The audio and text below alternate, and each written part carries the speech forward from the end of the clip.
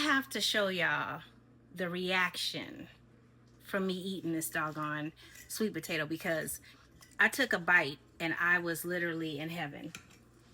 The only thing that could make this any better is probably if I would have put just a little bit of the raw honey, or like maybe some maple syrup, a little bit, or agave, or I don't know, maybe like a touch of brown sugar, but it really don't need anything. This is a super huge bite. I'm not even gonna take that big of a bite. That's just being greedy. Okay, here's a little bite.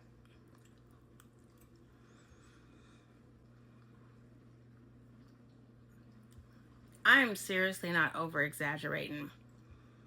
This has the perfect amount of savory, perfect amount of sweet. Just from the yam or sweet potato alone, it is the perfect amount. Like, you literally don't need anything else. But if you just are that person that needs like a little bit more sweet or whatever, you could add like, you know, a drizzle of like honey or agave or something like that. But you really don't need it. Like, I don't know what I just did right there. You really don't need it. It's delicious. I've made up my mind that along with my Tai Chi walking that I'm doing now, because I seriously got off my game. I seriously got off my game big time with the loss of my father. I just was eating whatever made me comfortable to get through everything that I was doing, preparing for the funeral, preparing for the repast, preparing for just life without him. And you know, you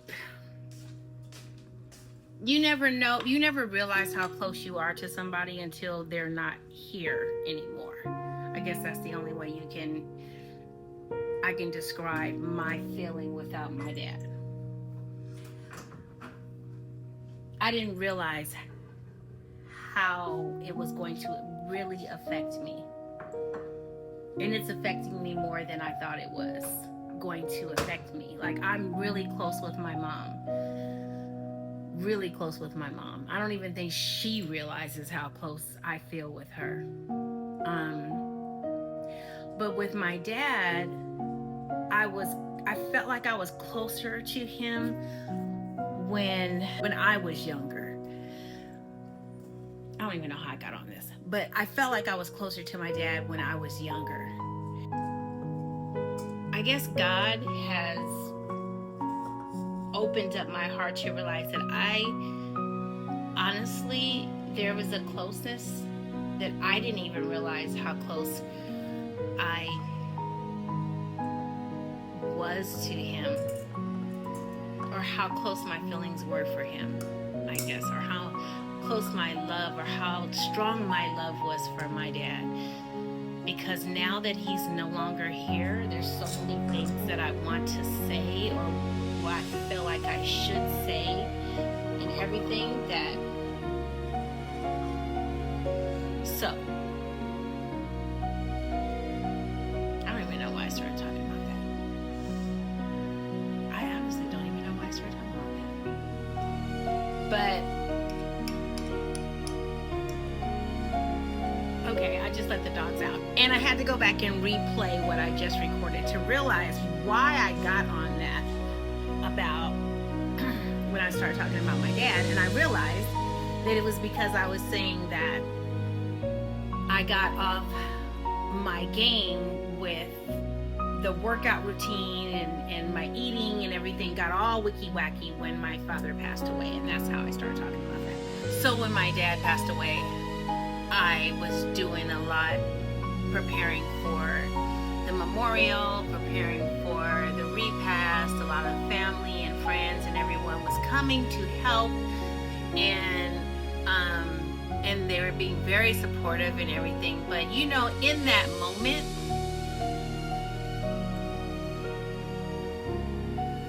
like I can look back at it now because it's been some, some weeks, some months. I could look at it now, back at it now, and know that even though there was support there, I wasn't ready. I just told my mom this. We just talked about this. I wasn't ready for everyone to be there in that moment.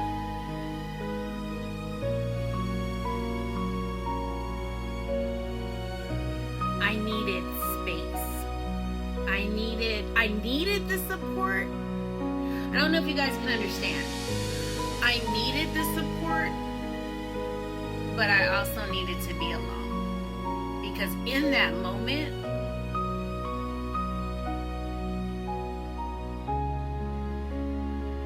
I just felt like I needed to be alone in my thoughts, alone in my feelings. I needed help, but I felt like I was getting help in the wrong way. Like everybody was coming and bringing food and being around me, and my brother and everyone was here, and they were being supportive for me and my brother, and what do you guys need? Do you need anything? And they were bringing food and everything, and it was loud in my house, and it was loud, and just like, it was a lot. And it was all love. And I love the love. Please, like, it was like, I felt like saying, please don't get me wrong. Like, I want everyone here. But it's like, when you want your family and your close friends around you, but you kind of just want them there. Like a pillow. I'm just coming out wrong. But you want them there to be supportive, but you just don't want the noise. You don't want the chatter, if I can say that. You just want them there, like a comfort. Because in that particular moment, you really can't take it. You can't take anymore. You can't take the advice. I've been there. What do you need? And you can't take that. You just can't take it in that moment. Later, you can, but not in that moment, And if you say anything, it comes across harsh. If you express your feelings in any other type of way, it can come across harsh. If you look at someone crossways, it can come across very harsh. And so it's best sometimes just to leave the room, which I tried to do so many times, but even that came across harsh, I think, to some. And so it was just a very hard time. I became sort of a recluse off of social media. I wasn't on. So people who were being supportive to me on social media probably felt as if I was ignoring them. I wasn't being present. I wasn't hearing them, or wasn't, I don't know. But it wasn't anything like that. It's just in that moment, in those first couple of months, I just couldn't process anything but my feelings for my dad. And even now, it's hard. And I'm going through my own health challenges. My mom's going through some serious health challenges now. My daughter's going through some serious health challenges right now. And so it's just a lot. So, like I said, I'm just getting back to being myself again. And as I'm navigating back to that part of me, I'm trying to get back to myself for my babies, for my boys, for the dogs. I'm trying to get back to myself for my kids, for my grandbabies, for my family. And it's just been a journey. So I decided to take some of this and go to YouTube and not just have TikTok. I'm no longer really on Instagram with the dogs. Like, it was really Sugar Ray's page, and I may go back to that some, but we've more or less been on TikTok, and so now I'm just kind of want to do like TikTok and take these videos and do our YouTube platform. So we'll see, and then see where God leads us. I'm not trying to be a huge influencer or anything like that. That is not what I'm trying to do. If it happens, it happens. What they say, generically or whatever. But I'm just being me. I'm 55. It's just me and my boys. And what you see is what you get. I'm not trying to be nobody I'm not, because that's never been me. I'm not trying to, I'm not going to change. I've never been about, my kids know. I've never been about, like fancy smell. I'm not going to be rolling around in I like nice cars, but I don't like cars that attract a whole bunch of attention. I do like sports cars, but I do have grandkids now, and I have my boys, my dogs. So I like SUVs. Currently, I don't have a vehicle. That's another story. But I'm praying that God's going to bless me with one. And yeah, so that's my life. So I'm trying to get back as much as I can, as easy as God will provide for me. And I'm letting Him guide me. I'm gonna tear up these sweet potatoes though.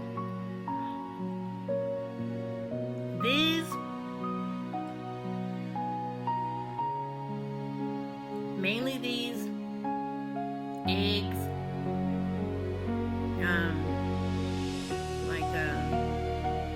boiled eggs. It was the way this one chef I was watching was making his eggs. I thought it was very interesting. They look tasty too. So eggs, chickpeas. I love chickpeas. Love hummus. But I love just eating roasted chickpeas and stuff. And salads, all types of salads, all kind of creative ways to make salads. Wraps sometimes. Like I said, when I need to eat heavier, to take this medicine that I need to eat, something heavier for the medicine treatment that I'm on for the clusters and migraines, and get that under control as soon as possible. Find out what's going on with this leg and foot tingling after the MRI, and just try to get back on track. I'm doing Tai Chi. I do hip hop dancing and stuff when I'm able to in my house. I do not go to a gym. Walk around our community here. We have a nice community that we live in now, and so we've been here for about a year, and we walk around, and it's nice. So we walk around here and outside the community in the Terra Vista area. Because it got a little out of control for a little bit. Way back up. Not exorbitantly, but it did go back up. So we got to get it back down. I can still fit my jeans though, but there's some puffiness around the stomach again, so we can't have that. They're a little tight, more tight. Now they're tight again. Our community's book club. This is the book of the month. My husband's wife. The last month it was The Housewife, which was really good. And around the time, or maybe it was a month before that, I read the book. It was so good. And our book club had bought out the theater to go and see the movie. I missed that because the night that we were supposed to see the movie, my dad passed away. So, and then there was another book that I had picked up that we had started reading, but then, it was the funeral and I was preparing everything for that, and so I missed that meeting and everything. And I did finally read the book, but but anyways, I started reading this. I'm gonna read, this one is interesting so far. It's really a good read so far. I don't like the cussing in it, but I get past that. I just say, oh God, pray over it and keep on going. But I wish they would pick some books that didn't have cussing in it, but it is what it is. But it is a good read. It's a very interesting story, to say the least. So if you get a chance, My Husband's Wife, it seems like it's going to be a really good book. I am about 20 pages in right now, and I think it's about close to 300 pages. So it's not that many pages in this book. It's a good read. So it's one of those can't put it down kind of books. So if you can pick it up.